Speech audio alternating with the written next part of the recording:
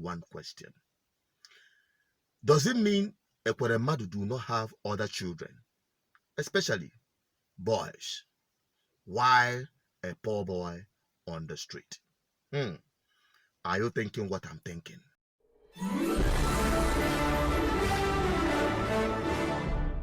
Yes, the Bible said it, but many of you don't understand. Touch not my anointed and do my prophet no harm. Those who triumph with the man who is carrying the anointing to liberate Nigerians from the oppression of wicked and oppressive politicians, Mr. Peter Obi, they don't collect woto, beginning with Wike to Mbaka, and now ekweremandu. Many of them will fall for your sake. That is the truth, and that is the Bible. You've heard what happened to him, but in case you are yet to understand the nucleus of the problem, watch.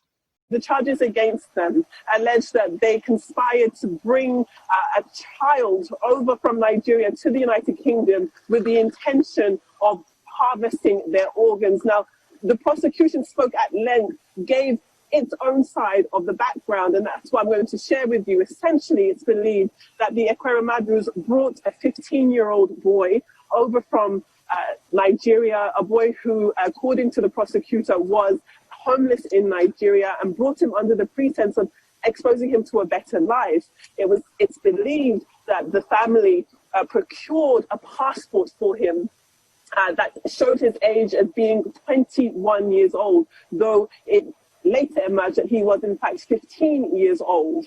And when that happened, when he disclosed his alleged correct age to medical professionals at the Royal Free Hospital, the initial plan for this organ transfer was cancelled. Now, what we've also found out is that the ekweremandu's daughter has serious illnesses as it pertains to a kidney, and has been on dialysis for quite some time. So it's believed that she currently still is in need of a kidney transplant. And according to the prosecution, the plan of the defendants was to use an organ harvested from this boy who it's believed is 15 years old, although he was brought into the country under false pretenses and brought into the country on a passport that named his age as being 21 years old. Now, it is still very much early on in the case. This was just the background that the prosecution was giving to the courts, to the magistrates, and the defense lawyers. There was a defense lawyer for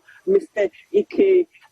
ekweremandu himself and that of Beatrice's wife. They both had separate legal representation, but essentially they both wanted to be released from custody and have their persons kept in the UK while they await the next part of this case. Now, their legal representatives did say that they had already surrendered their passports, had been given serious status as pertains to their immigration, so they wouldn't represent a flight risk according to their lawyers. But the magistrates, who took around 10 minutes to deliberate before coming back, disagreed with that option and did believe the defendants to be flight risks, and as a result have kept them in custody until the next trial date, the next case date rather, which will be July the 7th. Some more information, Rotus. It's believed that when the couple were arrested, this was just on Tuesday, the 21st of June, they were arrested at Heathrow Airport on their way to Istanbul, Turkey.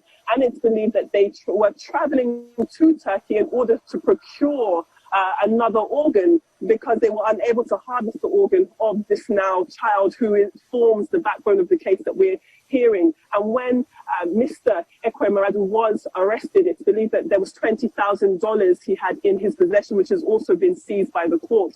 Going back to the alleged child and the alleged victim of this case, it's believed that when he truthfully disclosed his age to the doctor at the Royal Free Hospital, that doctor obviously cancelled the procedure, and he was taken back into the custody of the family, who it's believed treated him, according to the prosecution, like a slave, made him sleep on the sofa until he escaped from that home, slept rough for 2 days, and then found his way into a police station. And that's when the police investigation started. And it's from that police investigation which led to the arrest of the ekweremandu at Heathrow Airport on Tuesday. And today was their first public hearing, in which we now know has resulted in them being denied bail and they're being kept in custody until the next court date, which is the 7th of July. That is the story you are hearing now. Well,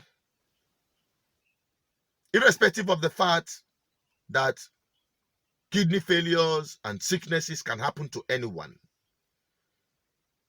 had it been Ekweremandu and his colleagues in the political corridors of power in Nigeria had fixed the medical situation or medical condition of Nigeria, I mean the hospitals, he may not have any need to travel all the way to London to do the kidney transplanting and donation and all of that. Now it is called human parts harvesting, human organ harvesting it. Imago news push or something like this or that. Now so the echo, the sound of the failures of all the oppressive politicians go sound, it go echo, it go loud. Shall they not say they have made a mess of the lives of Nigerians, failed hospitals, they fly abroad to have medical attention abroad.